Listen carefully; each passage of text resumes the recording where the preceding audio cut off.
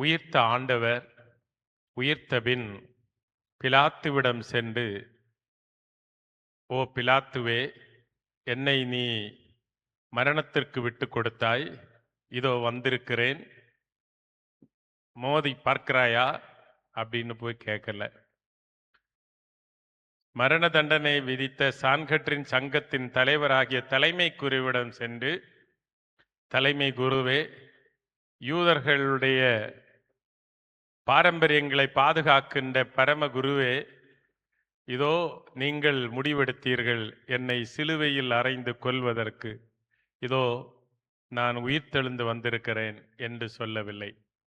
உயிர்த்த ஆண்டவர் 3 ஆண்டுகள் உடன் பயணிக்க செய்து பயிற்றுவித்து சீடத்துவம் என்ன என்று கற்றுக் கொடுத்த அந்த சீடர்களிடமே சென்றார்.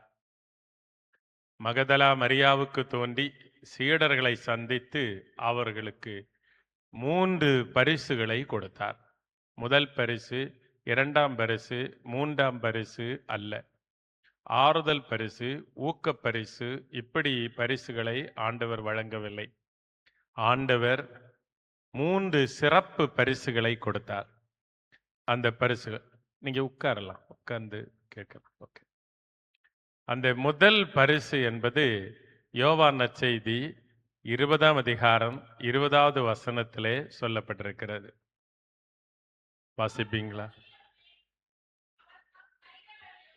இவ்வாறு சொல்லிய பின் அவர் தம் கைகளையும்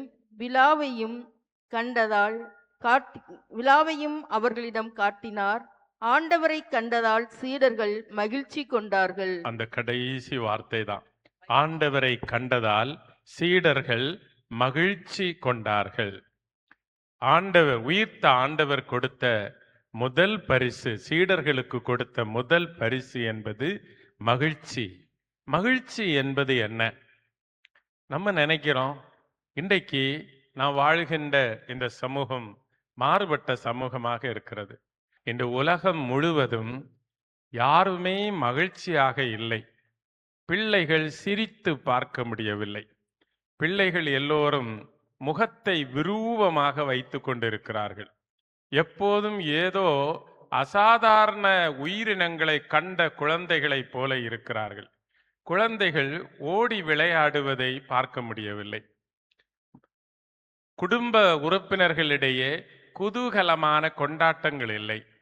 ஆனால் எல்லோரும் அவரவர் காரியங்களிலே கவனமாக இருக்கிறார்கள். சமீபத்தில் நான் கேரளாவில் வந்தே பாரத் ட்ரெயினில் நான் பயணம் செய்தேன். அப்போது எவ்வளவு நல்ல அமைதி, எவருமே எந்த பிரச்சனையும் பேசவில்லை. வழக்கமாக நம்ம பஸ்ஸில் எல்லாம் ஏறினா முன்னாலே எல்லாம் வீட்டு கதை, ஊரு கதை, நாட்டு கதை எல்லாம் சத்தம் போட்டு பேசுவாங்க. வீட்டில் உள்ளவங்களுடைய அந்த ஒருவருக்கொருவர் போட்ட சண்டைகளை எல்லாம் சத்தமாக பேசுவாங்க. இப்போ யாருமே பேசுறதில்லை. ஏன்னா எல்லாருடைய கையிலும் ஒரு அழகான ஸ்மார்ட் போன் இருக்கிறது. அதோடு பேசி அவர்கள் தங்களுக்குள்ளேயே சிரித்து தாங்களாகவே உள்ளுக்குள் மகிழ்ச்சியோ வருத்தமோ வலியோ எதுவோ இருந்து அப்படியே தலையை குலுக்கி முகத்தை தலையை அசைத்து இப்படி சென்று கொண்டே இருக்கிறார்கள். எனவே என்ன நடக்கிறது இந்த காலகட்டத்தில்? என்ன நடந்திருக்கிறது என்றால், மிகப்பெரிய நோய் வந்திருக்கிறது. அந்த நோயினுடைய பெயர் என்னவென்றால், ஆங்கிலத்தில் அதனை பிரெயின் ரோட் என்பார்கள். மூளை அழுகுதல் நோய். இப்படி ஒரு நோய் கேள்விப்பட்டிருக்கிறீங்களா? நீங்க இங்க வந்திருக்கிறவங்களுக்கு அப்படிப்பட்ட நோய்கள் ஒன்றும் இல்லை. நீங்க எல்லாம் நல்ல ஆசீர்வதிக்கப்பட்ட மக்கள். மூளை அழுகுதல் நோய் குடிகாரர்களுக்கும் சண்டை சச்சரவு உருவாக்குனவர்களுக்கும் சோம்பேறிகளுக்கும் கிடைக்கக்கூடிய ஒரு நிலைதான். இப்போ மகிழ்ச்சி என்பது என்ன? அன்புக்குரியவர்களே, தூய அக்வினா தோமா என்ன சொல்லுகிறார் தெரியுமா? பெரிய அறிஞர், ஞானி. அவர் சொல்லுகிறார், மகிழ்ச்சியினால் இதயம் விரிவாக்கம் பெறுகிறது. இதயம் விரிவடைகிறதா? அது எப்படி விரிவடைகிறதுன்னு நீங்க கார்டியாலஜிஸ்ட் தான் போய் கேட்கணும். நான் அதுல டாக்டரேட் ஒன்றும் எடுத்துட்டு இல்லை, தெரியாது.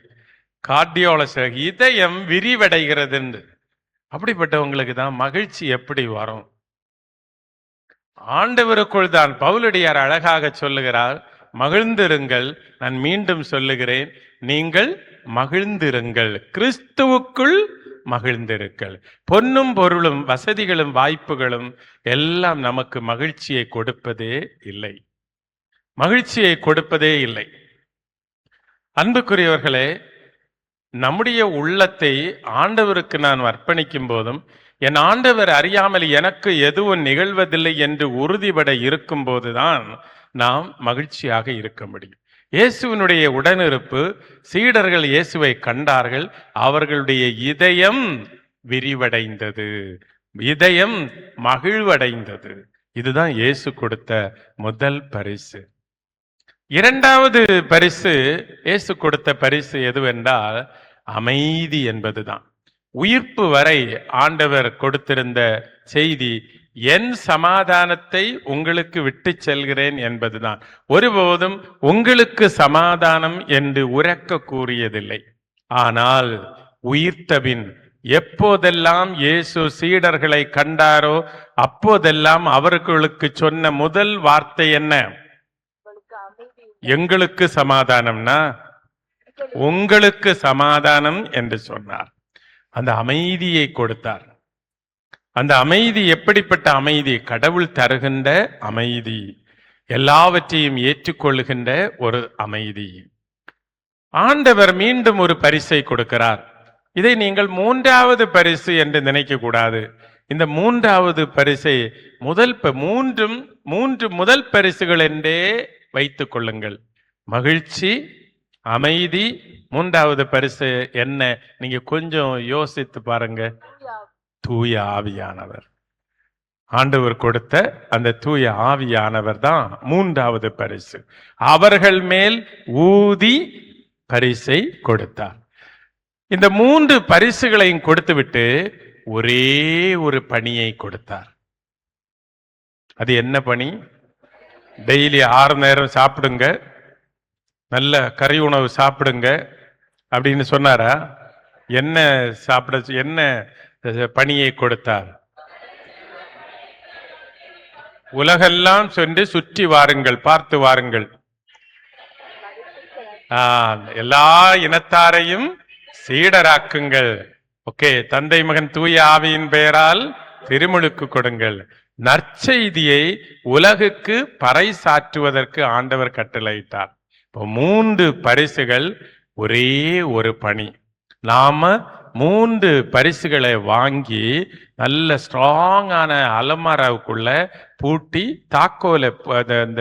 தாழ்கோலை பாக்கெட்ல போட்டுக்கிட்டு நம்ம ஹல்லேலூயா, பிரைஸ் தி லார்ட், க்ளோரின்னு சொல்லிட்டு நடக்கிறோம். பெரிய ஒரு கடமை இருக்கிறது. இப்ப இந்த தூயவர் ஆவியினுடைய ஆற்றல் எப்படிப்பட்டது, அதுதான் இன்னைக்கும் நாளைக்கும் நம்ம சிந்திக்க போகிறோம். நான் இந்த பாடல்ல நீங்கள் பாருங்கள், முதல் வரி எப்படி வரும்? தூயவர் ஆவி தீனாவாய் ஒளிர திருத்தூதர் எழுந்தனரே.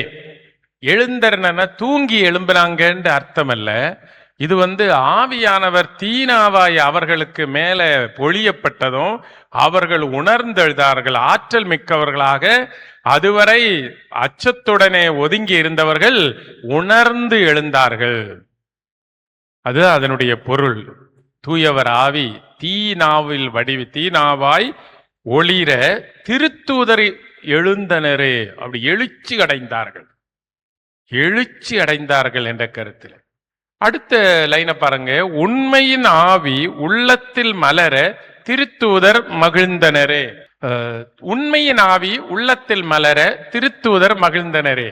இப்ப உண்மையின் ஆவின்னு சொன்னா அர்த்தம் என்ன? இறைவார்த்தை. அது ஒரு வகையான விளக்கம். உண்மையின் ஆவின்னா அதுக்கு எதிர்ப்பதம் என்ன? எதிர் என்ன? பொய்யாவி. அப்ப பொய்யான ஆவி அல்ல, உண்மை ஆவி உள்ளத்தில் மலர. அப்படியா அதனுடைய அர்த்தம்? இல்ல. உண்மை என்பது இயேசு கிறிஸ்து. தூய யோவான் நமக்கு சொல்லி தருகிறது அதுதான். உண்மை உங்களை விடுதலை தரும். அந்த உண்மை என்பது truth is God. God is truth. உண்மையின் ஆவி, உண்மையே இயேசு கிறிஸ்து. அந்த உண்மையின் ஆவி உள்ளத்தில் மலர திருத்தூதர் மகிழ்ந்தனரே. இயேசுவின் ஆவி, உயிர்த்த இயேசுவின் பிரசன்னமே தூய ஆவியானவர். இயேசு மிகப்பெரிய வாக்குறுதியை தந்தார். உங்களை நான் திக்கற்றவர்களாக விடமாட்டேன், என்னாலும் உங்களோடு இருப்பதற்காக துணையாளரை அனுப்புவேன் என்று அந்த இரண்டாவது துணையாளராக தமது ஆவியையே தந்தார். அந்த இயேசுவின் ஆவி தான் நம்முடைய உள்ளங்களிலே குடிகொள்கிறது, நம்மை இயக்குகிறது, நம்மை வழி நடத்துகிறது. அந்த ஆவியானவரை உள்ளத்தில் கிடைத்த போது திருத்தூதர்கள் மகிழ்ந்தார்கள், மகிழ்ச்சியர்கள். இதயம் மகிழ்ந்தனர்னா அர்த்தம் என்ன? நல்ல KFC சிக்கன் வச்சு நல்ல பிரியாணி கொடுத்தாங்க, அப்ப எல்லாருக்கும் சிரிச்சாங்க, அதுதான் மகிழ்ச்சியா? இங்க நல்ல உள்ளத்துல பரிசுத்த ஆவியானவர் வந்த உடனே இவங்களுடைய இதயம் விரிவடைந்தது, விரிவாக்கம் பெற்றது. இனி இந்த பாடல இந்த 4 வரியும் நீங்க ஒண்ணு பாடி பாருங்க பார்ப்போம். தூய ஆவி தீனாவின் வடிவத்துல வந்தது உடனே திருத்தூதர்கள் என்ன செய்தாங்க? எழுச்சி அடைந்தார்கள். இயேசுவின் ஆவி உள்ளத்துக்குள்ள நம்முடைய உள்ளங்களில வந்தபோது திருத்தூதர்களுடைய உள்ளத்தில் வந்தபோது அவர்கள் மகிழ்ந்தார்கள். மகிழ்ந்தார்கள் என்றால் இதயம் விரிவாக்கம் அடைந்தது, பெரிசாயிற்று. இனி அந்த வரிகளை நம்ம பாடுவோம். தூயவராவி தீனாவை ஒளிர திருத்தூதர் எழுந்தனரே. பாடுவோம். தூயவராவி தீனாவை ஒளிர திருத்தூதர் எழுந்தனரே. அவ்வளவு பாடுங்க.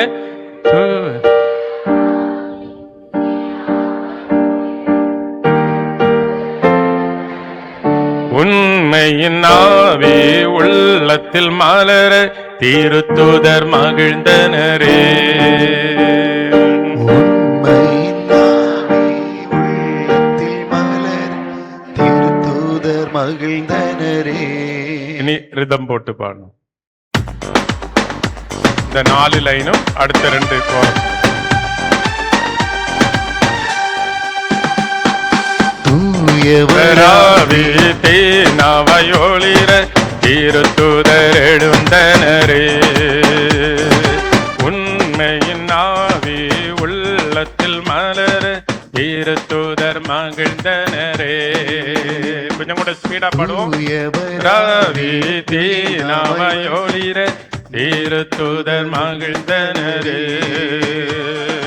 உண்மையின் ஆவி உள்ளத்தில் மலர திருத்தூதர் மகிழ்ந்தனரே.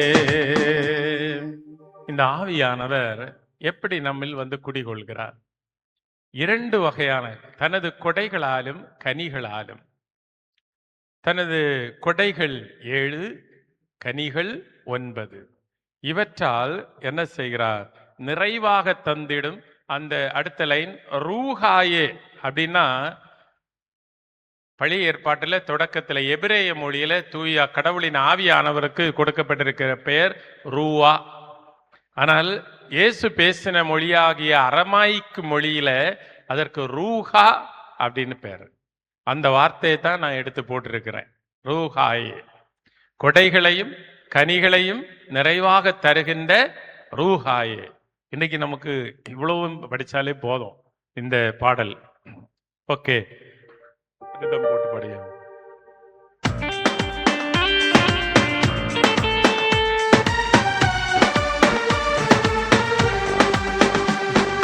தூயவராவி தீனாவை ஒளிர திருத்தூதர் எழுந்தனரே. உண்மையின் ஆவி உள்ளத்தில் மலர திருத்தூதர் மகிழ்ந்தனரே. கொடைகளையும் கனிகளையும் நிறைவாக தந்திடும் ரூஹாயே. கொடைகளையும் கனிகளையும் நிறைவாக தந்திடும் ரூஹாயே. தூயவராவி தீனாவை ஒளிர திருத்தூதர் எழுந்தனரே. உண்மையின் ஆவி உள்ளத்தில் மலர திருத்தூதர் மகிழ்ந்தனரே. இயேசுவுக்கே புகழ். நீ சத்தமா சொல்லலையே. பரிசு வேணுமா வேண்டாமா? இயேசு தந்த 3 பரிசுகளும் வேணும்னா எல்லாரும் சத்தம் போட்டு இதயத்தை விரிவாக்கணும், இதயம் எக்ஸ்பேண்ட் ஆகணும். சத்தமா சொல்லுவோம். இயேசுவுக்கே புகழ், இயேசுவுக்கே நன்றி, இயேசுவுக்கே ஆராதனை, மரியே வாழ்க. ஓகே, சின்ன ஜெபத்தோட நம்ம இந்த பாடல் இன்றைக்கும் நாளைக்கும் நம்ம படிப்போம். அப்போது நமக்கு புரிஞ்சுக்கிடலாம். கொஞ்சம் அர்த்தம் புரிஞ்சு பாடணும் பாடல்கள்.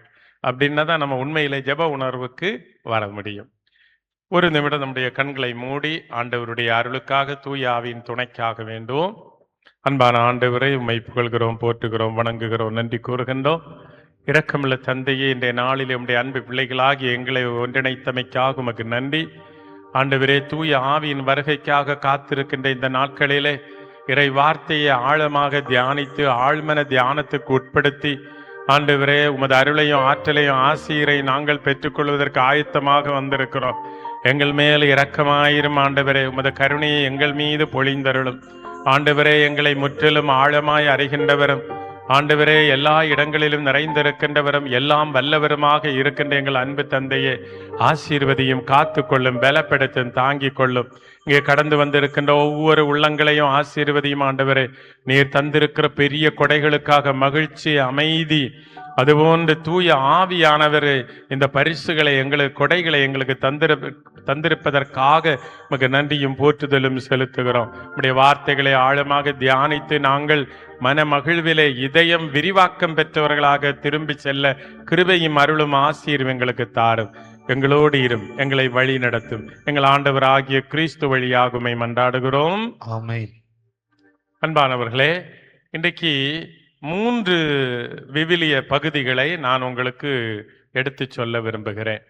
முதலாவது ரோமருக்கு எழுதிய திருமுகம் 5ஆம் அதிகாரம் 5வது இறை வார்த்தை. ரோமருக்கு எழுதிய திருமுகம் 5ஆம் அதிகாரம் 5வது இறை வார்த்தை. அந்த எதிர்நோக்கு ஒருபோதும் ஏமாற்றம் தராது, ஏனெனில் நாம் பெற்றுள்ள தூய ஆவியின் வழியாய் கடவுளின் அன்பு நம் உள்ளங்களில் பொழியப்பட்டுள்ளது.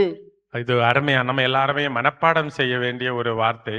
இந்த இறை வார்த்தையிலிருந்து 3 வார்த்தைகளை நாம் எடுத்து நம்முடைய உள்ளத்திலே பதிவு செய்ய வேண்டும். முதல்ல ஒரு சொன்னேன், மகிழ்ச்சின்னா என்னது? இதயத்தை விரிவாக்குதல். இந்த வசனத்திலிருந்து நாம் 3 வாக்குகளை எடுக்க வேண்டும். 1 எதிர்நோக்கு, 2 தூய ஆவியின் ஆவி, 3வது கடவுளின் அன்பு. அல்லது இப்படியும் தொடங்கலாம், கடவுளின் அன்பு, எதிர்நோக்கு, தூய ஆவி. இதனுடைய உட்கருத்து என்ன? ஒரு எதிர்நோக்கு இருக்கிறது, அந்த எதிர்நோக்கு நம்மை ஏமாற்றாது. காரணம் என்ன? கடவுளின் அன்பு தூய ஆவியின் வழியாய் நம்முடைய உள்ளங்களில் பொழியப்பட்டிருக்கிறது. இப்ப நம்ம புரிந்து கொள்ள வேண்டியது, கிறிஸ்தவ வாழ்வில் கடவுளின் அன்புனா என்னன்னு புரியணும், எதிர்நோக்குனா என்னன்னு புரியணும். அது எப்படி இந்த கடவுளின் அன்பு தூய ஆவி வழியாய் நம்முடைய உள்ளத்துல பொழியப்பட்டிருக்கிறது என்பதையும் புரிந்து கொள்ள வேண்டும். இதுதான் நம்முடைய செய்தியினுடைய மையம். முதலாவது இந்த வார்த்தையை மைய வார்த்தையாக வைத்துக்கொண்டு இன்னும் 2 விவிலிய பகுதிகளை குறிப்பிட்டு காட்ட விரும்புகிறேன். 1 யோவான் 4:16, நமக்கு எல்லாருக்கும் தெரிந்த வசனம் தான் அது. 1 யோவான் 4:16.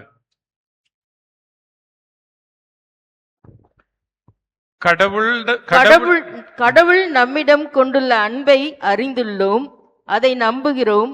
கடவுள் அன்பாய் இருக்கிறார், அன்பில் நிலைத்திருக்கிறவர் கடவுளோடு இணைந்திருக்கிறார், கடவுளும் அவரோடு இணைந்திருக்கிறார். சுருக்கமாக இந்த வசனத்தில இருந்து நம்ம என்ன சொல்லுகிறோம்? கடவுள் அன்பாய் இருக்கிறார் என்பதுதான். இந்த வசனத்தையும் நம்முடைய தியானத்துக்கு எடுத்துக்கொள்வோம். இறுதியாக 139வது திருப்பாடல் 1 முதல் 18 வரையுள்ள இறை வார்த்தைகள். 139வது திருப்பாடல் 1 முதல் 18. முதலில் 1 முதல் 6 வரை. அதை நாம் முழுமையாக வாசிக்க வேண்டியதில்லை, நீங்கள் கையில் எடுத்து வைத்துக் கொள்ளுங்கள். எல்லாருடைய கரங்களிலும் விவிலியம் இருக்கிறது என்று நினைக்கிறேன். விவிலியம் இல்லாதவர்கள் கை தூக்குங்கள். விவிலியம் கொண்டு வராதவங்களா நீங்க?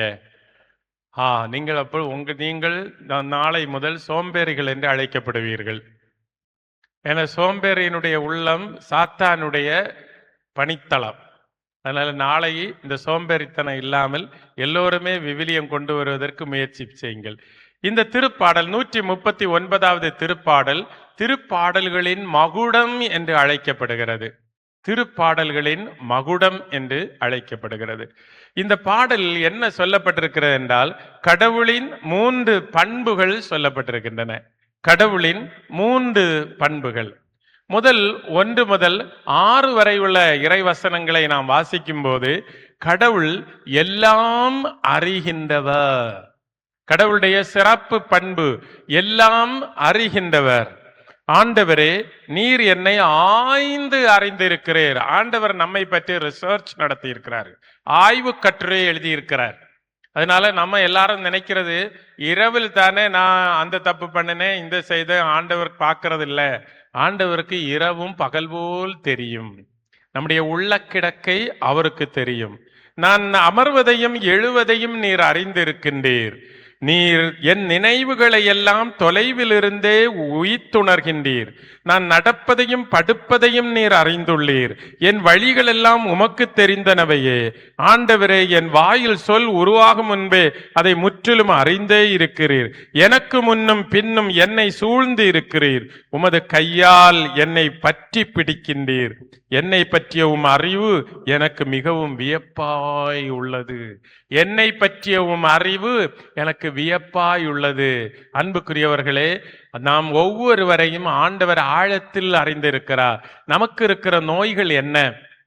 தலைவலியா, மனக்காயமா, உள்ள நோயா, உடல் நோயா, கவலையா, என்ன இருக்கிறது என்பதை ஆண்டவர் அறிந்திருக்கிறார். ஆண்டவர் அறிந்திருக்கிறார். நாம் என்ன சிந்திக்கிறோம் என்பதை அறிந்திருக்கிறார். சிந்தனைகள் நம்முடைய உள்ளங்களில் உருவாகும் முன்பே அவர் அதை அறிந்திருக்கிறார். நடப்பதும் படுப்பதும் அமர்வதும் எழுவதும் எல்லாம் அறிந்திருக்கிறார். எனவே ஆண்டவருடைய, கடவுளுடைய, அன்பாயிருக்கிற கடவுளினுடைய முதல் பண்பு என்னது? எல்லாம் அறிந்தின்றவர். நம்ம என்ன செய்கிறோம்னா, ஒவ்வொரு நாளும் கோயிலுக்கு வந்து ஆண்டவருக்கு அறிவுரை சொல்லுகிறோம். ஆண்டவரே, எனக்கு முட்டு வலி இருக்கிறது, இடுப்பு வலி இருக்கிறது, கால் வலி இருக்கிறது, கழுத்து வலி இருக்கிறது அப்படின்னு நிறைய கஷ்டங்களை சொல்லுகிறோம். இனி விரோதங்களை சொல்லுகிறோம். பக்கத்து வீட்டு அம்மாவுக்கு நம்ம பொறாமை கொண்டு பக்கத்து வீட்டு அம்மாவுக்கு நல்ல ஒரு உதவி கிடைச்சது அல்லது ஒரு நல்ல ஆசீர்வாதம் கிடைத்து நினைத்து மன துயரம் கொள்கிறோம். அதுதான் பொறாமை. பொறாமைன்னா என்னது? அடுத்த ஒருவருக்கு ஒரு நன்மை கிடைப்பதை காணும் போது நம்முடைய உள்ளத்தின் ஆழத்தில் ஏற்படுகின்ற ஒரு துயரம், ஒரு வலி, அதுதான் பொறாமை. இதுக்கு நாட்டு வைத்தியர்கிட்ட போனாலும் உங்களுக்கு மருந்து கிடைக்காது. பெரிய சூப்பர் ஸ்பெஷாலிட்டி ஹாஸ்பிட்டல்ல போனாலும் இதுக்கு மருந்து கிடைக்காது. இதுக்கு என்ன ஏற்றுக்கொள்ளணும்? எல்லாரும் நாம் கடவுளின் பிள்ளைகள், எல்லாரும் வளமாக வாழ வேண்டும், மகிழ்ச்சியாக இருக்க வேண்டும் என்று என்ன செய்யணும்? இதயம் விரிவடையணும். இதயம் விரிவாக்கம் பெற்றால் தான் இந்த பொறாமை இல்லாமல் போகும். ஓகே, முதல்ல கடவுளுடைய பண்பு என்ன? எல்லாம் அறிகின்றவர். இரண்டாவது 7வது வசனத்திலிருந்து நம்ம பார்க்கும்போது அடுத்தது பாருங்க, 2வது என்ன கருத்தை சொல்லுற? எல்லாம் எங்கும் நிறைந்திருப்பவர், எங்கும் இருப்பவர். பாருங்கள் 7வது வசனம். உமது ஆற்றலை விட்டு நான் எங்கே செல்லக்கூடும்? உமது திருமுன்னில் நான் எங்கே தப்பி ஓட முடியும்? நான் வானத்திற்கு ஏறி சென்றாலும் நீர் அங்கே இருக்கின்றீர். நீங்க நினைக்க வேண்டாம், இப்ப எல்லாம் நம்ம ட்ரோன் ஏஜ்ல இருக்கிறோம் அல்லது சேட்டலைட் ஏஜ்ல இருக்கிறோம். அதனால நமக்கு கொஞ்சம் காசு சம்பாதிச்சு ஏதாவது ட்ரோன்ல வேற ஏதாவது நாட்டு கிரகத்துல போயிடலான்னு நினைக்கண்டாம். திருப்பாடல் என்ன சொல்லுது? வானத்துல நீ உயர்ந்து அங்க சென்றால் நீர் அங்கேயும் இருக்கின்றீர். அதுபோன்று நான் பாதாளத்தில் படுக்கைகளை அமைத்து கொண்டாலே நீர் அங்கேயும் இருக்கின்றீர். கடலின் ஆழம் கூட இன்னும் கண்டுபிடிக்கமில்லை, பூமியுடைய ஆழம். இனி நம்ம தான் திறந்து இப்ப புதிய மெஷின் எல்லாம் வந்திருக்கு, ஈஸியா திறந்து போகக்கூடிய டனல் எல்லாம் உருவாக்குறாங்க. அப்படியே ஆழத்துக்கு போய் நீ அங்கேயே படுக்கை அமைத்து கொண்டாலும் கடவுள் அங்கேயும் இருக்கிறார். திருப்பாடல்கள் என்ன சங்கீதங்கள் என்று சொல்லக்கூடியது இஸ்ராயேல் மக்களுடைய ஜெபங்கள், அவர்களுடைய கொண்டாட்ட பாடல்கள், பல வகையான பாடல்கள். அதான் அவங்களுடைய ஜெப புத்தகம். நம்மை பொறுத்தவரையிலும் இந்த திருப்பாடல்கள் நம்முடைய ஜெப புத்தகம்தான். எனவே ஆண்டவர் எல்லாம் எங்கும் நீக்கமர நிறைந்திருக்கிறவர். நான் கதிரவனின் இடத்திற்கு பறந்து சென்றாலும், மேற்கே கடலுக்கு அப்பால் வாழ்ந்தாலும், அங்கேயும் உமது கை என்னை நடத்தி செல்லும். நம்ம ஒருவேளை நினைக்கலாம், சூரியனுக்கு பக்கத்துல ரொம்ப சூடு, அதனால அங்க போயிருந்தா கடவுள் அங்க வந்து தொந்தரவு பண்ண மாட்டாருன்னு நினைக்க வேண்டாம். அங்கே நீ போனாலும், மேலும் கடலுக்கு அப்பால் வாழ்ந்தாலும், அங்கேயும் உமது கை என்னை நடத்தி செல்லும், உமது வலக்கை என்னை பற்றி கொள்ளும்.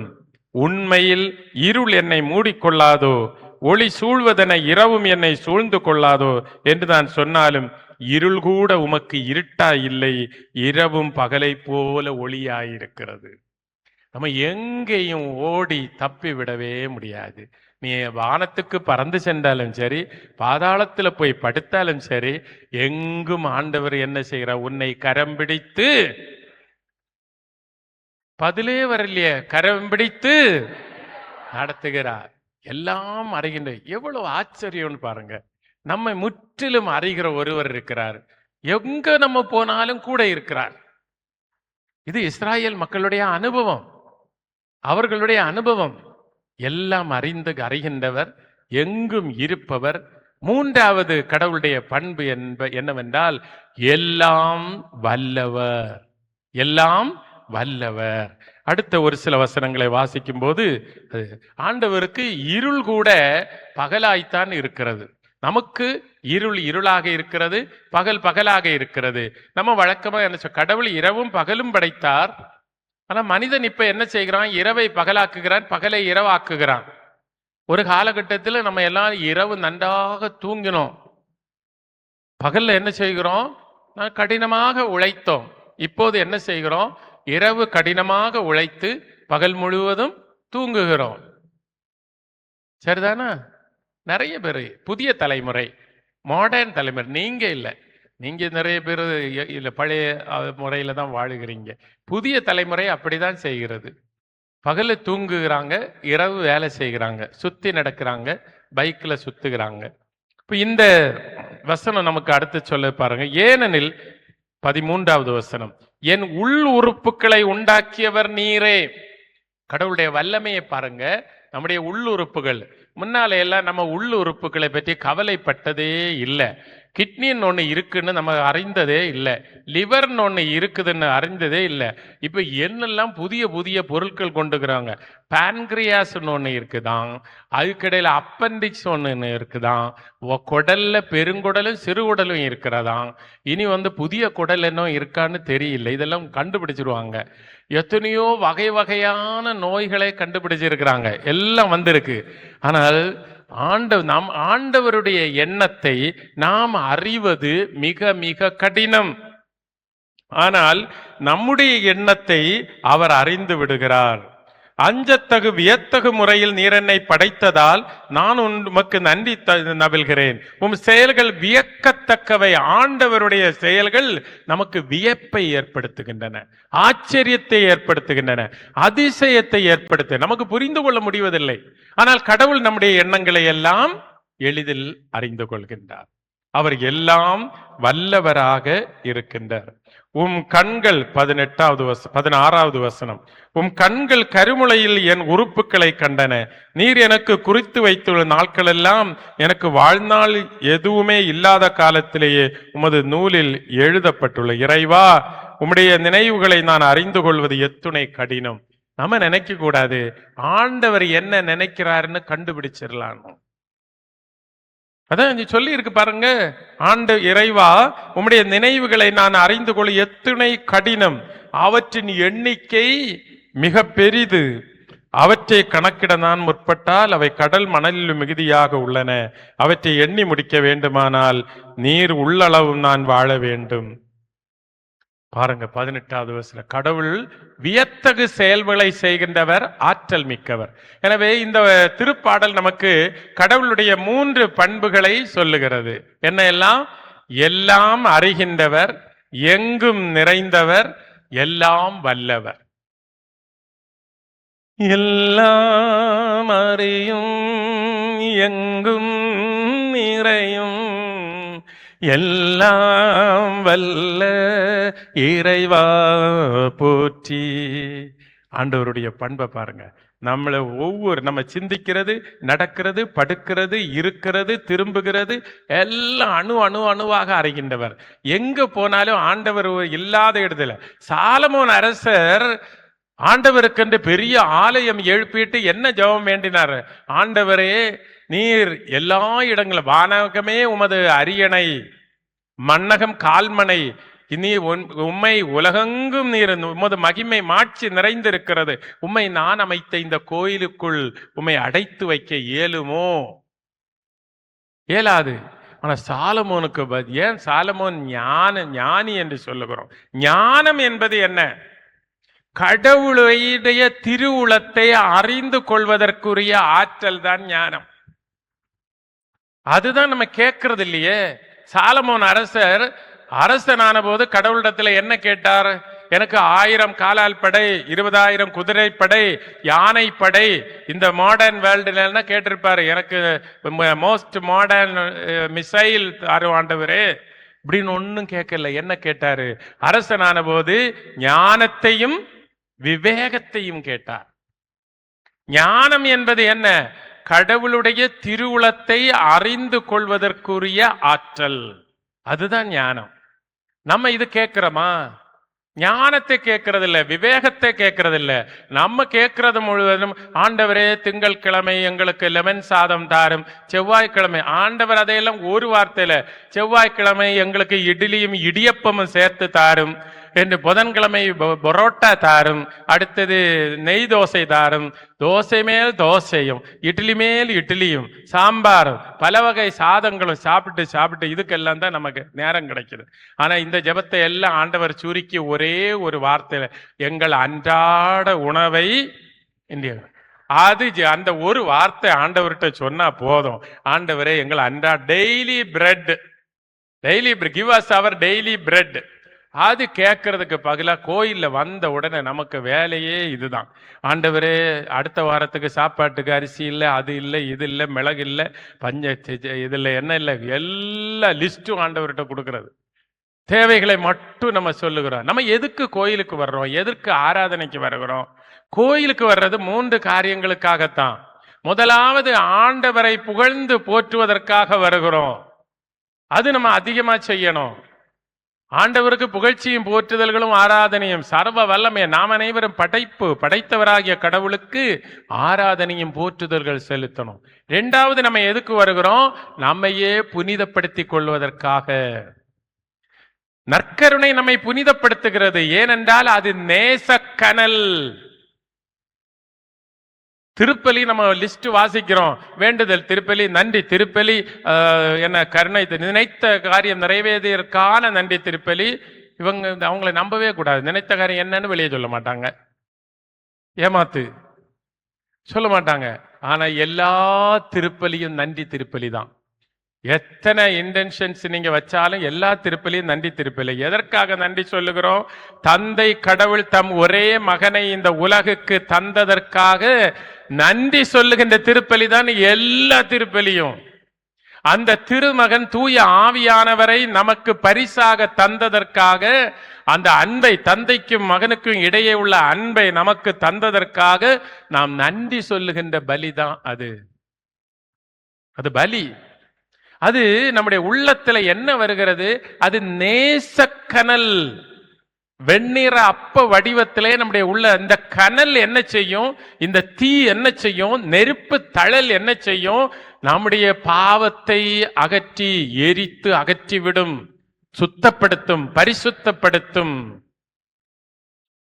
கடவுளுடைய அன்பு இது இறங்கி வருகிறது. சாதாரண அப்பமும் ரசமும் ஆண்டவருடைய திருவுடலும் திரு இரத்தமுமாக மாற்றப்படுவது எப்படி? இறை வார்த்தையின் ஆற்றலினாலும் தூய ஆவியானவரின் செயல்பாட்டாலும் மாற்றப்படுகிறது. அது அன்பின் கனலாக மாறுகிறது. இயேசு கிறிஸ்துவனுடைய அந்த அன்பு கனலாக, நேச கனலாக மாறுகிறது. எனவேதான் நற்கருணையை நாம் எளிதில் போய் அணுகக்கூடாது. அது நேசக்கனல். தீயை எப்படி அணுகுகிறோமோ அது போலவே அணுக வேண்டும்.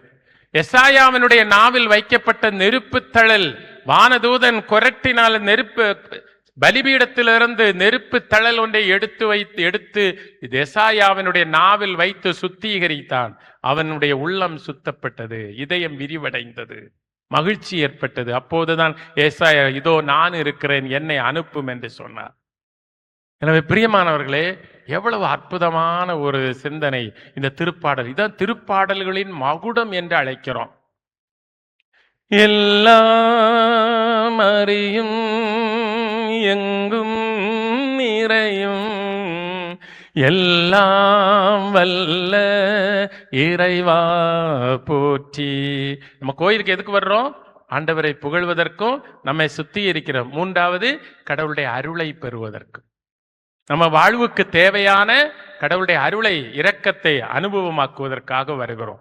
அப்படின்னு நம்ம எப்பவும் பாடணும். ஆண்டவரே, நீர் எல்லாம் அறிகின்றீர், என்னை முழுமையாக அறிகின்றீர், என் நோயை அறிகின்றீர், என்னுடைய பலவீனத்தை அறிகின்றீர், என்னுடைய பலத்தை அறிகின்றீர், என்னுடைய பண்பு நலன்களை அறிகின்றீர், என்னுடைய அறிவை அறிகின்றீர், என்னுடைய பண்புகளை அறிகின்றீர். எங்கு பார்த்தாலும் நீர் உடன் பயணிக்கின்றீர். எமாவுசுக்கு போன சீடர்களோடு ஆண்டவர் பயணித்தார். அந்த சீடர்கள் 11 கிலோமீட்டர் நடந்தாங்க. 10 மீட்டர் நடக்கிறதுக்கு நம்ம தயார் இல்லை. அவங்க 11 கிலோமீட்டர் நடந்தாங்க. கிளையோப்பாவும் இன்னொரு ஆளும் கூட போனாங்க. அந்த கிளையோப்பாவுக்கு கூட போனது யாருன்னு யார்கிட்ட கேட்கணும்?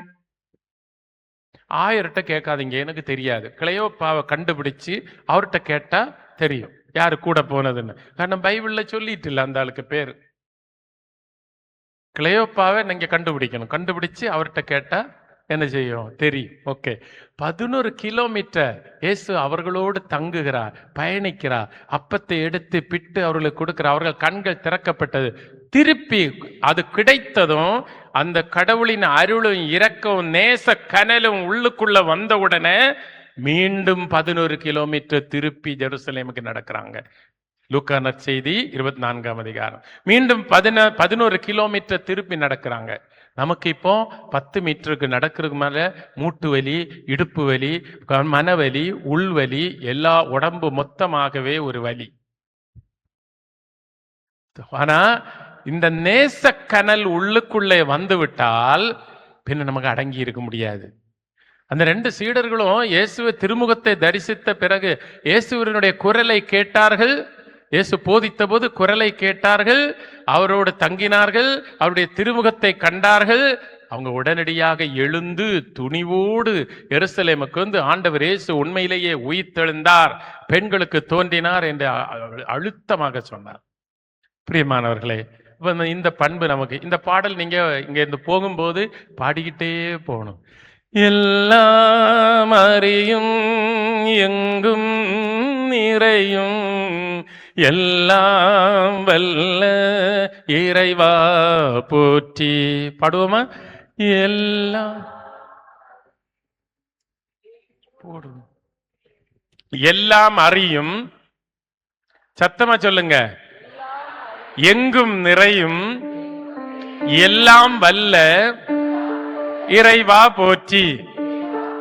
எல்லாம் அறியும் எங்கும் நிறையும் எல்லாம் வல்ல இறைவா போற்றி. ஒரு தடவை கூட சேர்ந்து பாடுவோமா?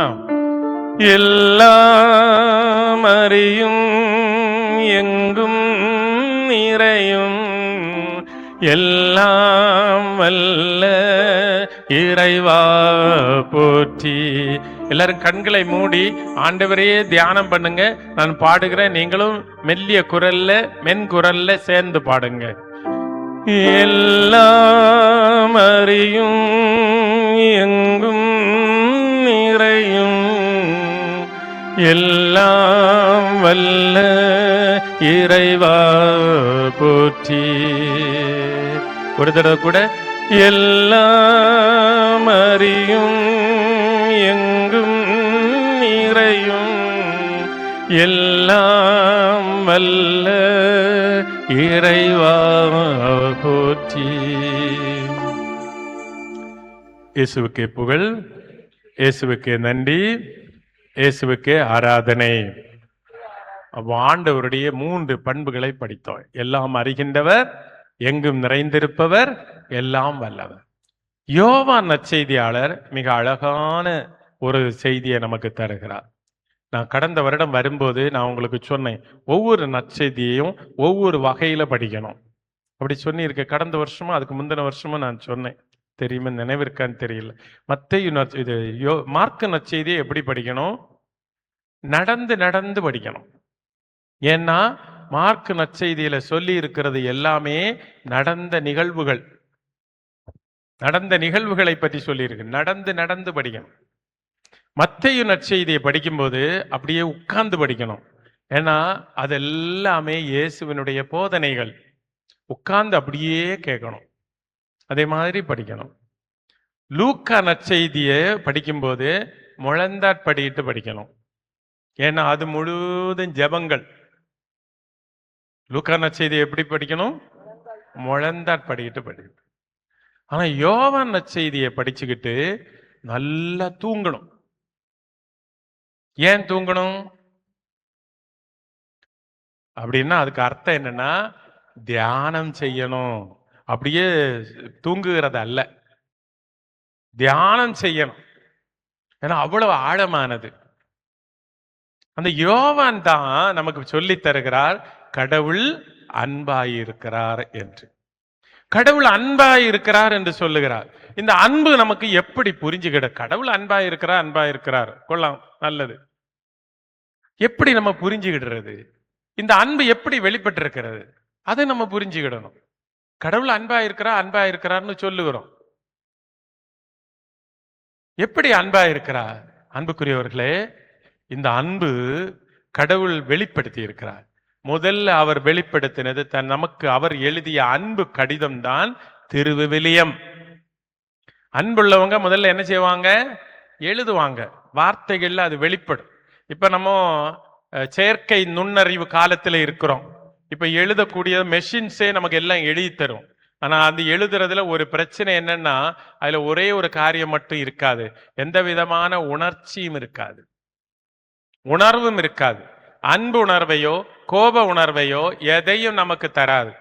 ட்ரை ஸ்டேட்மெண்ட்ஸ்னு சொல்லுவோம். சும்மா கொஞ்சம் வார்த்தைகளை அதை கூட்டி எழுதி தரும். ஒருவேளை பொருள் வரலாம், கொஞ்சம் எல்லாம் பொருள் வரலாம். ஆனா மனித உணர்வுகளை என்ன செய்ய முடியாது, தாங்கி வர முடியாது. திருத்தந்தை லியோ அடுத்த வாரம் 15ஆம் தேதி ஒரு புதிய தூதுரை மடல் ஒப்பு வைத்திருக்கிறார். அதற்கு மனிஃபிகா உமானிதாஸ், அதாவது மாண்பு மிக்க மனிதநேயம். இந்த செயற்கை நுண்ணறிவு கருவிகள் எல்லாம் மனிதனுடைய மாண்பை அவன் இழந்து விடக்கூடாது. அதை பற்றி திருத்தந்தை இப்போது எழுதுகிறார். காரணம், நம்ம பெருமைப்படணும். காலத்தினுடைய அறிகுறிகளை கண்டு நம்மை வழி நடத்துகின்ற ஒரு திருத்தந்தை நமக்கு உண்டு. சும்மா எல்லாம் நம்ம ஜெபிக்கிறது. கடவுள் தூய ஆவியானவர் நமக்கு தேர்ந்தெடுத்து தருகிற தலைவர்கள் உண்டு. இப்போ பிரியமானவர்களே, நம்ம கருத்துக்கு வருவோம். அப்போ இயேசு கடவுள் அன்பாய் இருக்கிறார். அந்த அன்பு இந்த திரு விவிலியத்திலே நமக்கு வெளிப்படுத்தப்பட்டிருக்கு. ஏன்னா அந்த மீட்பு வரலாற்றில் வெளிப்படுத்தப்பட்டிருக்கிறது. மனிதன் கடவுளுடைய கட்டளையை மீறி பாவம் செய்த போது கடவுள் ஒரு மீட்பரை வாக்களித்தார். அந்த மீட்பர் இந்த உலகுக்கு வருவதற்கு நடந்த ஆயத்தம் தான் பழைய ஏற்பாடு முழுவதும். அந்த மீட்பர் இந்த உலகத்துல 3 ஆண்டுகள் அவர் போதித்து அவருடைய செயல்கள், புதுமைகள், மோதல்கள், அவருடைய பாடுகள், சீடத்துவ பயிற்சி, பாடு, மரணம், உயிர்ப்பு, அவர் பரலோகத்துக்கு எழுந்தருளியது, தூய ஆவியை தந்தது, அவருடைய 2ஆம் வருகை, இந்த எல்லா நிகழ்வுகளும் கடவுளுடைய அன்பை வெளிப்படுத்துகிறது. அது விவிலியத்திலே நமக்கு தரப்பட்டிருக்கிறது. முதலில் ஒன்று. 2வது, கடவுளுடைய அன்பு எப்படி வெளிப்படுத்தப்பட்டிருக்கிறது என்றால் அது கல்வாரி மலையில் வெளிப்படுத்தப்பட்டிருக்கிறது. அங்கே தெளிவாகிறது. அந்த கல்வாரி மலையில் நடந்தது என்ன? சிலுவை என்பது ஒரு மரத்துண்டு அல்ல, அது ஒரு நிகழ்வு. அது ஒரு நிகழ்வு, மாபெரும் நிகழ்வு. சாதாரண நிகழ்வு அல்ல. வழக்கமாக என்ன, அந்த கல்வாரி மலையில் இயேசு கிறிஸ்து சிலுவையில் அறையப்பட்ட போது நடந்த நிகழ்வுகளை பாருங்கள். அது ஒரு சாதாரண நிகழ்வு அல்ல என்பது நமக்கு புரியும். இயல்பானது என்ன? ஒருவர் அந்த நாட்டில் இருந்த சட்டத்தின்படி, அந்த நாட்டிலே யூதர்களுக்கென்று ஒரு அமைப்பு இருந்தது. அந்த யூதர்கள் எல்லோரும் ரோமை ஆதிக்கத்தின் கீழ் இருந்தார்கள். நம்ம எல்லாம் எப்படி ஆங்கிலேயர்களுடைய ஆதிக்கத்தின் கீழ் இருந்தோமோ அதுபோன்று அந்த காலத்தில் அந்த நாட்டு மக்கள் ரோமையர்களின் ஆதிக்கத்தின் கீழ் இருந்தார்கள். அதனால்தான் ரோமை ஆளுநர் பிலாத்து வருகிறார் அங்கு. எனவே அவர்களுடைய முறை என்னவென்றால், ஒருவர் தவறு செய்துவிட்டால் அந்த குற்றவாளியை தண்டனை விதித்து அந்த சிலுவை துண்டை சுமக்க வைத்து அவரை சிலுவையில் அறைவார்கள், தொங்க விடுவார்கள். அந்த கழுகில் அவருடைய செய்த தவறை எழுதி வைப்பார்கள். அந்த வழியாக போகிறவர்கள் எல்லோரும் பார்த்து எள்ளி நகையாடி சிரித்து அந்த உடலானது கழுகுக்கு உணவாக போகும். யாரும் அதை பார்க்கவோ அதில் அங்கே அனுதாபம் கொள்ளவோ யாருக்கும் அங்கே அனுமதி இல்லை, குறிப்பாக பெண்களுக்கு. ஆனால் இயேசுவினுடைய அந்த சிலுவை மரணத்தில் மாறுபட்ட சில நிகழ்வுகள் நடைபெறுகிறது. சாதாரணமாக நடைபெறாத ஒன்று நடைபெறுகிறது. முதல் காரியம், அனைத்திலும் பெண்கள் வியக்க வைக்கின்றார்கள். இயேசு கல்வாரி மலைக்கு சிலுவை சுமந்து செல்லும் போது அங்கு உள்ள ஒரு சட்டம் என்னவென்றால், அந்த குற்றவாளிகளுக்காக பெண்கள் அழுது கொண்டு வெளியே வரக்கூடாது. ஆனால் இயேசு சிலுவை சுமந்து கொண்டு போன போது அந்த எருசலேம் நகரத்து பெண்கள் கதவுகளை அடைத்து வெளியே இறங்கி வந்து இயேசுவுக்காக அழுதார்கள். அது வழக்கமாக நடைபெறக்கூடியது அல்ல. ஒரு கொலை குற்றவாளி கல்வாரிக்கு அல்லது கொலை குற்றத்திற்காக அல்லது சிலுவையில் அறையப்படுவதற்காக கொண்டு செல்லப்படும் போது அந்த கொலை குற்றவாளி துடிதுடித்து சாகுவதை ஒருபோதும் அந்த குற்றவாளியின் தாய் பார்க்க அனுமதிக்கப்படுவதில்லை. ஆனால் ஆண்டவராகிய இயேசு கிறிஸ்து சிலுவையில் தொங்கும் போது அன்னை மரியாள் சிலுவையின் அடியில் நிற்கின்றாள். மட்டுமல்ல, அவர் கல்வாரி மலைக்கு பயணமாகும் போது 4வது இடத்திலே அன்னை மரியாவை சந்திக்கின்றார். பாருங்கள், இது பெரிய அற்புதம். சாதாரண மரணம் அல்ல, அது சாதாரண மரணம் அல்ல. இன்னும் பாருங்கள், அந்த படை வீரர்கள் சூழ்ந்து பயங்கரமான ஆக்ரோஷமான வார்த்தைகளோடு கூக்குரலிட்டு கடந்து செல்லுகிற கூட்டத்திலே வேரோனிக்கா என்று சொல்லக்கூடிய ஒரு பெண்மணி நுழைந்து விடுகின்றாள். வேரோனிக்கான்னா அர்த்தம் என்ன? ட்ரூ இமேஜ், சரியான உருவம் என்ற அர்த்தம். வேறான லத்தீன் வாக்குல ட்ரூ இமேஜ், சரியான உருவம். பாருங்கள், அந்த வேரோனிக்காவினுடைய முகம் இயேசுவினுடைய உள்ளத்துல நேரமே பதிஞ்சிட்டு. அதனாலதான் இயேசுவினுடைய திருமுகம் வேரோனிக்காவினுடைய கைக்குட்டையில் பதிவாகிவிட்டது. இதெல்லாம் வித்தியாசமான காரியம், சாதாரணமா நடக்கிறதே அல்ல. மட்டுமல்ல, சிலுவையின் நிழலில் பாருங்கள், சிலுவையின் அடியிலே பாருங்கள், அங்கு சீடர்கள் எல்லாம் ஓடிவிட்டார்கள். ஒரே ஒரு சீடர் மட்டும்தான் இருக்கிறார். ஆனால் அங்கேயும் பெண்கள் தைரியமாக சொல்றார். யாரு பெண்கள்? பெண்கள் தான் இப்ப வல்லினம். இதுவரைக்கும் ஆண்கள் வல்லினம், பெண்கள் மெல்லினம். ஆனா இப்ப பெண்கள் தான் வல்லினம். தமிழ் வார்த்தைகள் த மோஸ்ட் பவர்ஃபுல் வேர்ட்ஸ் சொல்லக்கூடியது அம்மா, அப்பா. உலகிலேயே முதல் மொழி தமிழ் என்றுதான் சொல்லுகிறார்கள். யாரும் இதுவரை அதை மறுத்து சொல்ல தயாராகவில்லை. அம்மா என்ற வார்த்தையில் பாருங்கள், ஆ உயிரெழுத்து, இம் மெய்யெழுத்து, மா உயிர்மெய் எழுத்து. இந்த 3 எழுத்துக்கள் 247 எழுத்துக்களுடைய ஆற்றல் அம்மாவுக்கு உண்டு. அப்பா ஆ உயிரெழுத்து, இப் மெய்யெழுத்து, பா உயிர்மெய் எழுத்து. 247 தமிழ் எழுத்துக்களுடைய ஆற்றல் அப்பாவுக்கு உண்டு. ஆனா பார்க்கணும், அம்மான்னு சொல்லும்போது இம் அது மெல்லினம். கசடத பர கஞன நமன எரலவழ நம்ம படிச்சிருக்கோம்ல, அதுல மா வந்து மெல்லினம், அம்மா மென்மையானவள். ஆனால் அப்பா இப்ப கசடத பா வந்து வல்லினம். இப்போ வந்து வல்லினம். அப்போ கடவுள் முதல்ல உலக தொடக்கத்துல இருந்த என்ன இருக்கு? அப்பா வல்லினமா இருக்கணும், அம்மா மெல்லினமா இருக்கணும். ஆனா இப்ப என்ன ஆகுதுன்னா, இந்த வல்லினம் பகல் முழுதும் இருக்கிறாரு, ஆனா மாலை நேரம் ஆகும்போது மெல்லினம் ஆயிடுறாரு. அவர் என்ன செய்யறாரு? நடக்க முடியல சரியா. நடக்க முடியல அவருக்கு. நிறைய குடும்பங்களில இப்போ வல்லினம் மெல்லினமாகவும் மெல்லினம் வல்லினமாகவும் இருக்கிறது. இப்ப நீங்க பாருங்க, முன்னால எல்லாம் ஆண்கள் பொதுவான இடத்துல பேசிக்கிட்டே இருப்பாங்க. பேசிக்கிட்டு நிறைய காரியங்களை இது அது அந்த குடும்ப பிரச்சனை அதையெல்லாம் டிஸ்கஸ் பண்ணுவாங்க. பெண்களுக்கு அங்க பேச முடியாது. அந்த காலத்துல எனக்கும் நினைவு இருக்கிறது, எல்லா குடும்பத்திலையும் இருக்கக்கூடியது. இப்போ ஆண்கள் பேசிட்டு இருக்கும்போது பெண்கள் லேசா இப்படி கதவு பக்கத்துல இப்படி சைடுல நின்னாங்கன்னா, ஆண்கள் பேசுகிற இந்த இடத்துல எங்க பெண்களுக்கு இங்க என்ன வேலை அப்படின்னு கேட்பாங்க. இப்போ நீங்க அப்படி கேட்க போனீங்கன்னா, அவங்க கிச்சன்ல போய் ஒரு சில ஆயுதங்களையோட வருவாங்க. பல வகையான சப்பாத்தி உருட்டுற கட்டை வேற இருக்குது. முன்னாலே எல்லாம் மரத்துல செய்ததுதான், இப்போ எல்லாம் இரும்புல இருக்குது. கொன்னு போடுவாங்க. தயவு செய்து ஆம்பளைங்க கவனமா இருங்க. பாருங்க, அவங்க கிச்சன் எல்லாம் இப்ப அவங்க கண்ட்ரோல்ல தான். கோயில் திருவிழா வருதுன்னா 10 நாள் திருவிழா, 10 நாள் அன்பின் விருந்து. கிச்சன் க்ளோஸ்ட்னு போர்டு வச்சுட்டு போயிடுவாங்க. Kitchen closed. கோயில்லையும் இப்போ நம்ம டெய்லி அன்னதானம் மாதிரி 10 நாள் திருவிழான்னா 10 நாள் கொடுக்குறோம் நம்ம. பாருங்க, ஆச்சரியம். பெண்கள் வியப்பில் ஆழ்த்துகிறார்கள். இன்னைக்கும் பாருங்க, சிங்கப்படையெல்லாம் வந்தாச்சு. இனிப்ப ஆம்பளையெல்லாம் நம்ம கவனமா இருக்க வேண்டியதுதான். 717 கடைகள் அடைச்சிருக்குது. அதனால ஒன்றும் பெரிய விசேஷம் ஒன்றும் மாற்றம் ஒன்றும் வந்துடாது. குடும்பத்துல நம்மளா நினைச்சு, அரசாங்கம் ஒன்று நினைச்சு இதை அடைபடா. நீ குடிக்க போகாம இருந்தா ஏன் அவன் பூட்டிட்டு போறான்? எத்தனை நீங்க எல்லாம் கடை தொடங்குறீங்கல்ல, வியாபாரம் தொடங்குறீங்கல்ல, ஒரு வியாபாரம் தொடங்குனீங்க, யாரும் வாங்க வரலன்னா நீங்க என்ன செய்வீங்க? அதோட பூட்டிட்டு வேற வேலையை பார்ப்பீங்க. அதுதான் அரசாங்கம் ஒன்றும் இதை நிறுத்தி உங்களை புண்ணியமாக ஒன்றும் வாங்க ஒன்றும் செய்யாது. I don't believe. நான் அது நம்பல.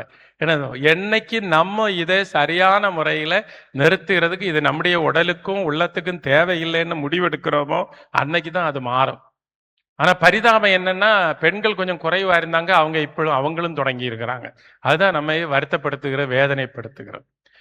அப்போ ரொம்ப கவனமா இருந்துருங்க. வல்லினம் மெல்லினமோ மெல்லினம் வல்லினமோ ஆகக்கூடாது. கடவுள் கொடுத்திருக்கிறது ஆணாக இருப்பது தனிவரம், பெண்ணாக இருப்பது தனிவரம். ஒரு தாய்மையின் பண்போட இருப்பது சிறப்பு. ஆனா தாயும் தந்தையும் இணைந்துதான் அந்த அன்பு தான், அந்த தியாகம் கலந்த அன்பு. எனவே இயேசுவினுடைய இந்த மரணத்துல இது நம்ம பார்க்கும்போது பெண்கள் நம்மை வியப்பத்தில் ஆத்து. காரணம் எப்படிப்பட்ட அந்த சூழல் பாருங்க. ஒரு குற்றவாளியை கொலைக்களத்திற்கு கொண்டு போகும்போது பெண்கள் அழுது கொண்டு போகக்கூடாது, தாய் அதை பார்க்க கூடாது, பெண்கள் அங்கே நுழையக்கூடாத இடத்துல பெண்கள் என்ன செய்யறாங்க? வர்றாங்க. இயேசுக்கு உயிர்ப்பை பாருங்க. எனக்கு ரொம்ப கோபம் இயேசுவிட்ட. ஏன் தெரியுமா? பாவம், அந்த யோவான் கஷ்டப்பட்டு அந்த சிலுவைக்கு அருகில் வர போய் நின்றார் இல்லையா? உயிர்த்த போது அந்த ஆள்கிட்ட ஒரு வார்த்தை சொல்லி இருக்கல இல்லையா? நான் ஆனா அந்த மகதலா மரியா கொஞ்சம் என்னது நறுமண தைலம் கொண்டு பூசிட்டான்னு அந்த மகதலா மரியாவுக்கு தான் முதல்ல காட்சி கொடுத்தாரு. மகதலா மரியாவுக்கு தான் இயேசு என்ன செய்யறாரு? முதல்ல காட்சி கொடு. ஏன் தெரியுமா? அதுக்கு காரணம் உண்டு. அந்த காலத்துல பெண்களுடைய சாட்சியம் ஏற்றுக்கொள்ளப்படுவதில்லை. இயேசு அங்க புரட்சி செய்கிறார். கல்வாரி மலையில புரட்சி செய்கிறார். இன்னும் பாருங்கள், இது ஒரு வகையான அசாதாரணமான காரியம் நடந்தது. இரண்டாவது ஒரு முக்கியமான அசாதாரண காரியம் கல்வாரியில் நடக்கிறது. ஏன்னா அது ஒரு நிகழ்வு, ஒரு மரத்துண்டு கொண்டு போனது அல்ல, ஒரு நிகழ்வு. அங்கே கடவுளுடைய அன்பு அங்கே வெளிப்படுகிறது. பாருங்கள், வழக்கமாக என்ன செய்யணும்? ஒருவரை சிலுவையில அறைந்து விட்டால் அது கழுகுக்கு உடம்பு, கழுகுக்கு உணவாக போய்விடும். திடீர்னு ஒரு மனிதன் என்ன செய்கிறான்? ஒரு படை வீரன் என்ன செய்கிறான்? கையில் இருந்த ஈட்டியால் திருவிழாவை, இயேசுவினுடைய விழாவை குத்துகிறான். இது சாதாரண நடக்கிறதே அல்ல. சாதாரணமா அந்த ஒரு குற்றவாளிக்கு தண்டனையை நிறைவேற்றும் போது நடக்கிறதே அல்ல. ஏன்? இதற்கு காரணங்கள் உண்டு. பழைய ஏற்பாட்டு வசனங்கள் நிறைய உண்டு. அவரை ஊடுருவ குத்தியவரை நோக்கி நிற்ப பார்த்தீங்க சொல்லி மட்டும் இல்ல. பாருங்க என்ன வெளிப்படுதாங்க. திருச்சபை எங்க இருந்து உருவாகிறது? நம்ம எல்லாரும் சொல்லுவோம் பெந்தேக்கோஸ்தே நாள்ல தான் திருச்சபை உருவாயிற்று. தப்பு இல்லை, சரிதான். ஆனா திருச்சபை தந்தையர்கள் நமக்கு என்ன சொல்லி இருக்கிறாங்கன்னா, திருச்சபை என்றைக்கு உருவாகிறதுன்னு கேட்டா, இயேசுவினுடைய குத்தி திறக்கப்பட்ட திருவிழாவிலிருந்து புறப்படுவதுதான் திருச்சபை. அந்த குத்தி திறக்கப்பட்ட திருவிழாவில் இருந்த இரத்தமும் தண்ணீரும் வந்தது. தண்ணீர் திருமுழுக்கு, இரத்தம் இயேசுவினுடைய உடலும் இரத்தமும், நற்கருணை. இந்த ரெண்டும் தான் திருச்சபை நமக்கு தரக்கூடிய உணவுகள். 7 திருவருட் சாதனங்களையும் இதோ இந்த ரெண்டோட சேர்த்துக்கிடலாம். அதுங்கதான் திருச்சபை புறப்படுகிறது. அங்க என்ன வெளிப்படுகிறது பாருங்கள். இங்கதான் கடவுளுடைய அன்பு வெளிப்படுகிறது. அன்பு இதயத்திலிருந்து புறப்படும்.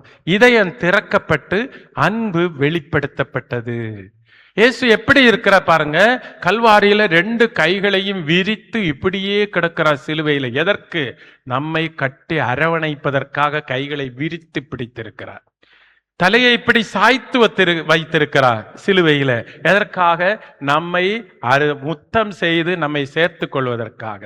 இதோ அவருடைய இதயம் திறக்கப்பட்டிருக்கிறது. இதயம் திறக்கப்பட்டிருக்கிறது. அன்புக்குரியவர்களே, இந்த அன்பினால் ஈர்க்கப்பட்டு வருபவர்கள் தான் உண்மையிலேயே கிறிஸ்தவர்கள். யார் இந்த கிறிஸ்தவர்கள்? நம்ம வேலை வாய்ப்பு கிடைச்சதுனாலேயோ அல்லது வேற சில உதவிகள் கிடைத்ததுனாலேயோ கிறிஸ்தவர்களாக மாறியவர்களாக நாம் இருக்கக்கூடாது. யார் யார் இந்த குத்தி திறக்கப்பட்ட திருவிழாவிலிருந்து வெளிப்பட்ட அன்பினால் யார் யார் ஈர்க்கப்படுகிறார்களோ அவர்கள்தான் என்ன? கிறிஸ்தவர்கள். நம்ம எப்படி கிறிஸ்தவர்களாயிருக்கிறோம்? இதைதான் புனித பவுலடியார் சொன்னார். என் ஆண்டவர் எனக்காக பாடுபட்டார், காயப்பட்டார், இரத்தம் சிந்தினார், எனக்காக அவருக்கு பாடுகள் பட்டார். அதுதான் அவரை தீயில் மிதித்தவரை போல துணிந்து செயல்பட வைத்தது. கடவுளுடைய அன்பு வெளிப்பட்டிருக்கு பாத்தீங்களா? இயேசுவில் கடவுளின் அன்பு வெளிப்பட்டது. கடவுளின் அன்பு, இதுதான் கடவுளின் அன்பு. இப்ப கடவுளின் அன்பு அறிகிறதுக்கு அதான் கல்வாரி மலையில தான் திருச்சபை ஆரம்பிக்குது. முதல் திருச்சபை கூட்டம் என்பது யோவானும் சிலுவையின் அருகில் நின்ற பெண்களும். அவங்கதான் திருச்சபை சமூகம். அங்க ஜாதி இல்லை, வேற எண்ணங்கள் இல்லை, வேற்றுமை இல்லை. நம்ம இன்றைக்கு எவ்வளவோ ஜாதியின் பேர்ல வேற்றுமையை பார்க்கிறோம், பேசுகிறோம். அடித்தட்டு மக்கள்னு பேசுகிறோம், எழுதுகிறோம். லைப்ரரியில புத்தகங்கள் நிறைய ஆயிற்று.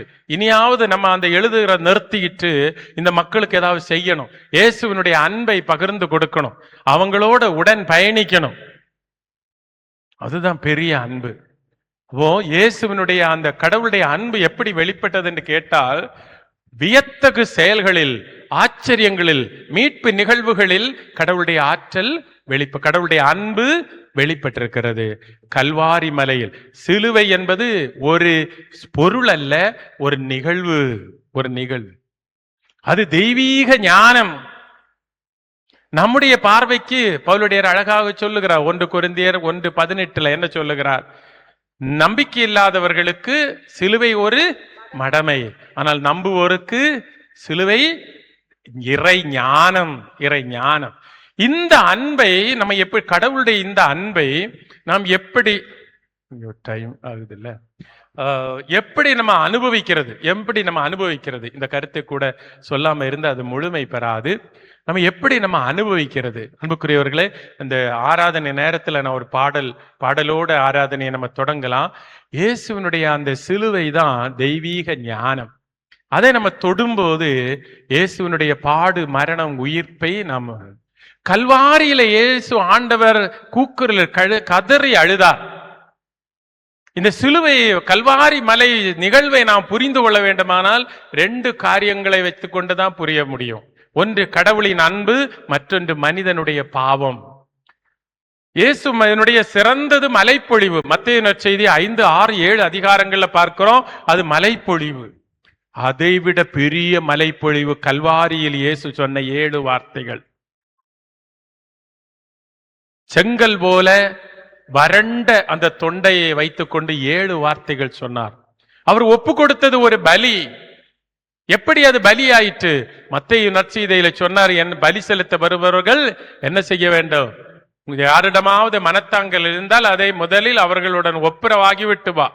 இப்ப இயேசு பலி செலுத்த வந்திருக்கிறார் கல்வாரியில. வரும்போது என்ன செய்யறார்? ஒரு எல்லாம் கிளியர் பண்ண வேண்டிய இருக்கு. ஒரே ஒரு காரியம், யாரிடத்தில் அவர் மன்னிக்கணும், ஒப்புரவாகணும். அவரை சிலுவையில் அறைந்தவர்களிடம் ஒப்புரவாக வேண்டும். பாக்கி எல்லாம் ரெடி. அதுக்குதான் ஆண்டவர் சிலுவையில் கிடந்து கொண்ட முதல் வார்த்தை என்ன சொன்னார்? தந்தையே இவர்களை மணி. அப்ப ரெடி ஆயிட்டு பலி ஒப்பு கொடுக்க. நம்ம எல்லாரும் பலி ஒப்பு கொடுக்கிற வருகிறோம். எப்படி வருகிறோம்? இந்த பலி ஒப்பு கொடுக்கறதுனால ஏதாவது கிடைக்கணும். அப்ப நம்ம தகுதியோட ஒப்பு கொடுக்கிறோமா? என் பாவமே என் பாவமே என் பெரும் பாவமேன்னு பெரிய ஒரு இடி இடிக்கிறோம். அப்படி எல்லாம் இடிச்சிட்டும் என்ன ஆகல? பாவம் போகுதில்ல, நம்ம தயாராகல. ஏன்னா ஒப்புரவாகல. இரண்டாவது, இயேசு சிலுவையில் கிடந்து கொண்டு சொன்ன ஒரு வார்த்தை, எல்லாம் நிறைவேறிற்று. எல்லாம் நிறைவேறிற்று. அந்த எல்லாம் நிறைவேற்றுன்ற வார்த்தை எப்படிப்பட்டது? எருசலேம் தேவாலயத்தில் பெரிய தொங்கு திரை இருந்தது. அதி தூயகத்துக்குள்ளே வருடத்தில் ஒரு முறை தலைமை குரு சென்று பலி செலுத்துவார். அது மக்களுக்கு தெரியாது, மக்களுடைய பார்வைக்கு தெரியாது. நீண்ட பெரிய தொங்கு திரை இருந்தது. ஆனால் இந்த தலைமை குரு பலி செலுத்தி விட்டு திரும்பி வந்து வெளியே வந்து சொல்லுவார், எல்லாம் நிறைவேறிற்று. அதுதான் கல்வாரியில நடந்தது. இயேசு தன்னையே பலியாக. எனவே இயேசுவினுடைய அன்பு என்பது தியாகம் கலந்த அன்பு. தியாகம் கலந்த அன்பு. ஏன் நம்முடைய குடும்பங்கள்ல இன்னைக்கு பிரச்சனை? குடும்ப அன்பும் தியாகம் கலந்த அன்பு. நம்ம நினைக்கிறோம் உணர்ச்சி வேகத்தை ஆற்றுப்படுத்துகிற அன்பு தான் என்ன குடும்ப அன்புன்னு நினைக்கிறோம். அப்படி அல்ல. எனவே இந்த அன்பை நம்ம சுவைத்து, இயேசுவினுடைய அந்த அன்பை சுவைத்து அறிந்து உணர்கிறதுக்கு இயேசுவினுடைய கல்வாரி கதறல்கள் எல்லாம் எதை எடுத்து சொல்லுகிறது? இயேசுவின் நம்மீதுள்ள அன்பை சொல்லுகிறது.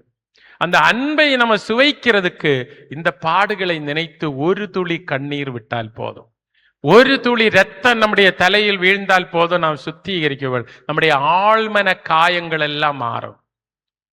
அந்த சிலுவையின் அருகில் வந்து நின்றால் போதும், இயேசுவினுடைய ஒரு பார்வை போதும், நாம் சுத்திகரிக்கப்பட. எனவே பிரியமானவர்களே, நாம் ஆண்டவருடைய அன்பை சுவைத்தறியணும். அது அனுபவமாகிறது.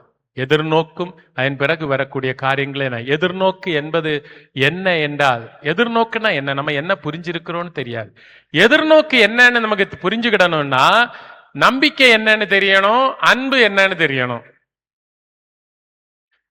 நம்பிக்கை, அன்பு, எதிர்நோக்கு, இதுதான் தெய்வீக புண்ணியங்கள். நம்பிக்கை என்பது கடவுள் இருக்கிறார் என்றும் அவர் திரு விவிலியத்திலே தன்னை வெளிப்படுத்தினார் என்றும், இயேசு கிறிஸ்துவில் அவர் உலகுக்கு தன்னுடைய அன்பை வெளிப்படுத்தினார் என்றும் நம்புவதுதான் நம்பிக்கை, விசுவாசம் அல்லது நம்பிக்கை. ஆனால் இந்த ஆண்டவர் நமக்கு சில வாக்குறுதிகளை தந்திருக்கிறார். அந்த வாக்குறுதிகளில் நம்பிக்கை வைப்பதுதான் எதிர்நோக்கு. அந்த வாக்குறுதிகள் என்ன? பழைய ஏற்பாட்டில் இஸ்ராயேல் மக்களுக்கு கொடுக்கப்பட்ட வாக்குறுதி என்பது கானான் தேசம். அந்த வாக்குறுதியை நம்பி மக்கள் என்ன செய்தார்கள்? முன்னோக்கி நடந்தார்கள். ஆனால் நமக்கு நல்கப்பட்டிருக்கிற வாக்குறுதி என்ன? நிலைவாழ்வு.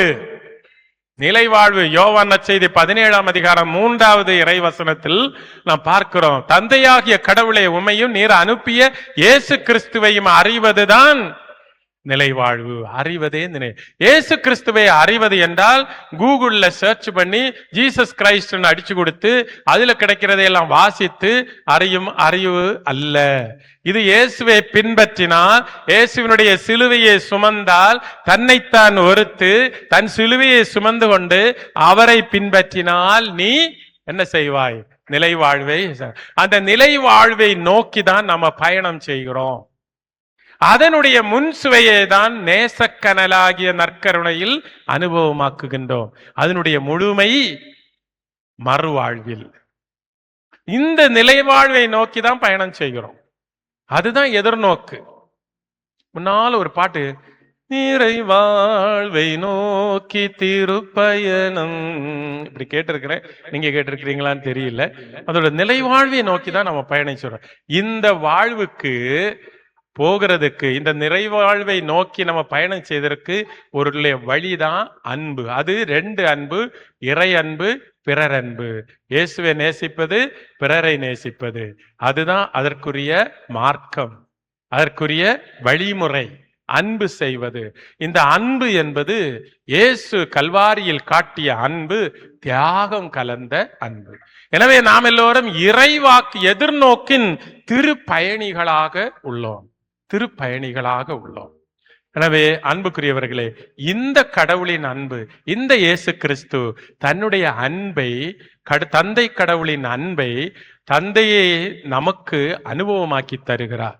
வருணிக்க முடியாத கடவுள் இந்த தூய ஆவியானவர் வழியாக, உயிர்த்த இயேசுவின் ஆவியானவர் வாயிலாக நம்முடைய உள்ளங்களை இயக்குகிறார், நம்மில் செயல்படுகிறார். அப்போது கடவுளின் அன்பு நமக்கு அனுபவமாகிறது. எதிர்நோக்கு ஏமாற்றம் தராது. ஏனென்றால் இயேசு கிறிஸ்து நமக்கு தந்த மிகப்பெரிய வாக்குறுதி, கடவுள் வாக்கு மாறாதவர். எனவே நம்ம என்ன செய்கிறோம்? வாக்கு மாறாத கடவுளை நம்பி, அவருடைய வாக்குறுதியை நம்பி நாம் பயணம் செய்கிறோம். இந்த கடவுளின் அன்பு வாக்கு மாறாதான்.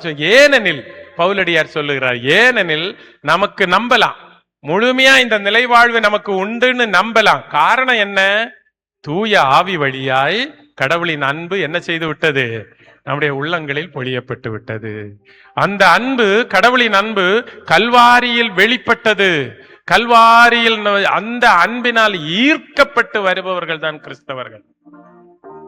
நம்ம ஞானஸ்நான ரெஜிஸ்டர்ல மட்டும் இருந்ததுனால நம்ம எல்லாரும் அதுல இல்ல, நம்ம இந்த அன்பினால ஈர்க்கப்படலைன்னா நாம் உண்மையான கிறிஸ்தவர்களாக, வாழ்கின்ற கிறிஸ்தவர்களாக இருக்க முடியாது.